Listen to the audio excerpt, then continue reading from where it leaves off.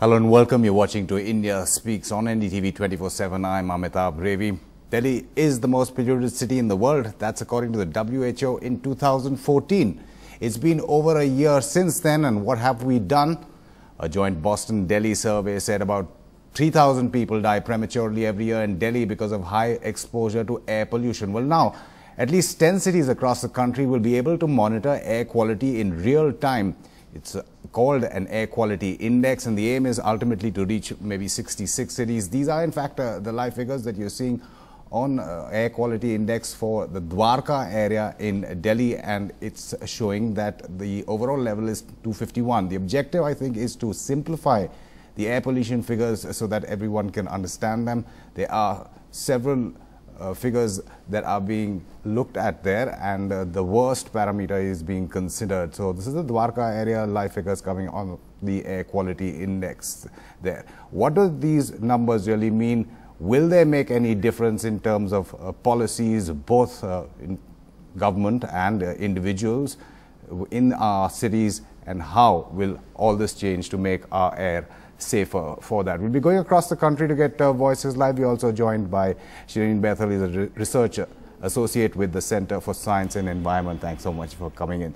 Thanks for having me. How important is this change that the government has made today? Well, we've been advocating this for this index for quite some time now, and last year when it was proposed, we were very happy about it, but now we're happier that this is the first step in the right direction. So till now we've known that pollution levels are high.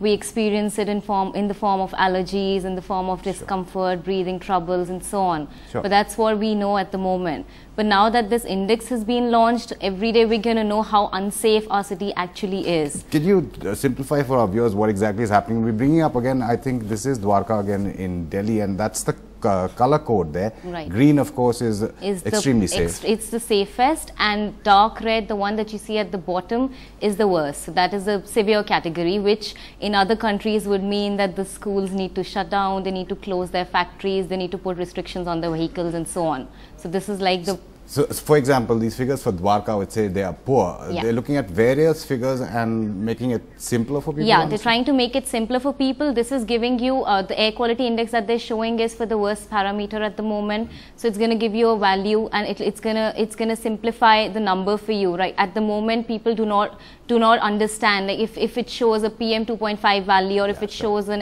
NOx value or SOx value.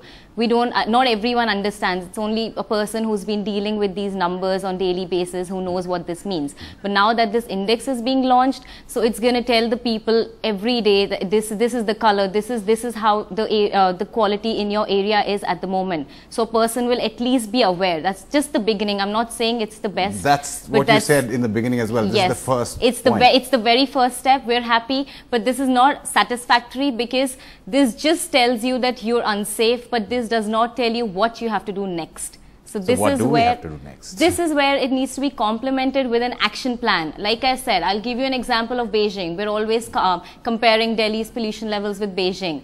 And we always say that Beijing is the most polluted. How can Delhi outweigh the numbers, or how can Delhi exceed Beijing's pollution? But we never learn from what Beijing is doing. I read on it, I write on it. So I can tell you, most recently, Beijing has decided to shut down its last of coal power plants. They've also made the index, health alert, air quality index stricter in terms of telling people, like they're starting to tell people 24 hours in advance that people need to take precautions, and if it's an orange or a red alert, then the schools need to shut down, children need to stay inside. So this is what they're doing, but they're all, in terms of, they're also limiting their vehicles, they're also shutting down the industries, except for the ones... Construction sites, I believe. Yes, construction sites are also being shut on orange alert days, except for the ones that are extremely necessary for the city to run. They're shutting down everything. They're putting bans on their diesel vehicles and so on. So this is what Beijing is doing. But if we compare it with what Delhi is doing right now, we stand nowhere. Just coming up with an index will not help unless it is also taken ahead and complemented with an action plan. Action plan, we'll talk about that, but let's also get in voices from across the country. Tejas Mehta is in Mumbai. Tejas, where exactly are you? Because I'm not sure whether Mumbai, are the indexes for Mumbai up as yet? I'll just check on that. Tejas, just go ahead. You have some people with you.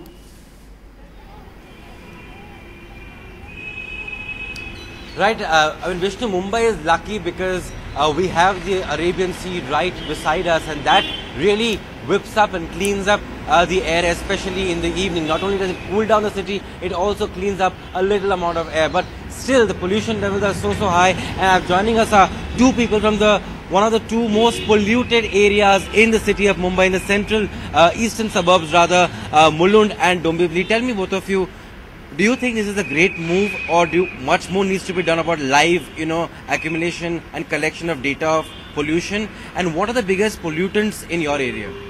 Yeah, I actually think it's a very great move, but then what is the use if you are not acting on it? Means if you have taken something, execute it. That is. And in your area where you live, what is the biggest pollutant? Because that's a very, very dirty area. Yeah, the most basic pollutant is vehicles. Like I could actually feel the pollution while I walk on road, like uneasy breathing, and the people suffering from skin diseases, the number of aesthetic patients, it has grown subsequently. What about you?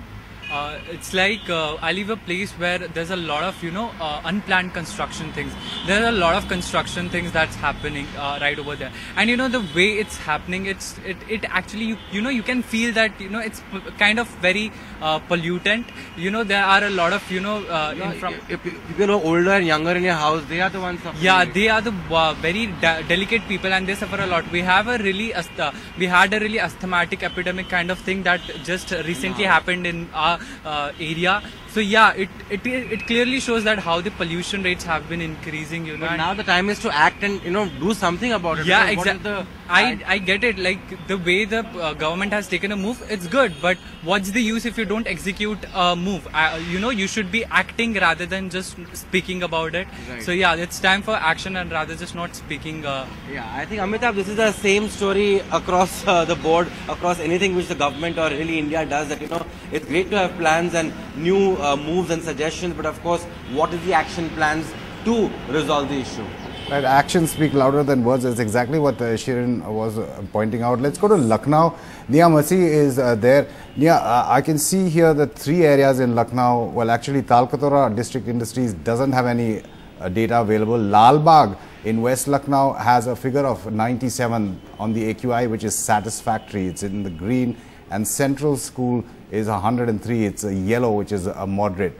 What do people in Lucknow with you feel? Is it the same that this is a first step, as Shireen was pointing out, but it's how do we get these pollution levels down that really matter? That's right, Amitabh. Lucknow or other cities in UP do not have a very, very high level of pollution like we see in the big cities of Delhi and Mumbai. But of course, the problematic bit is that constantly these levels are rising, and that's what is worrying the people who work in this sector. I have with me here members of Paryavaran Mitra, an organization which works on issues of environment and most importantly, designs solutions for some of these concerns that we have been discussing. Tell me, first of all, this air quality index that has been released today, is this something that is bound to make a difference, or is it one of those things where we know what the problem is but we don't know what the solution is? No, exactly. When 13 of our cities fall in the top 20 global cities which are most polluted according to WHO, so this is definitely a good step and it's a positive step, but it needs to be clubbed with mitigation efforts where we need to question our own lifestyle, because lifestyle and pollution, it's very much interconnected. So when we question ourselves, we'll come to know that we are also contributing in making our cities pollution cities.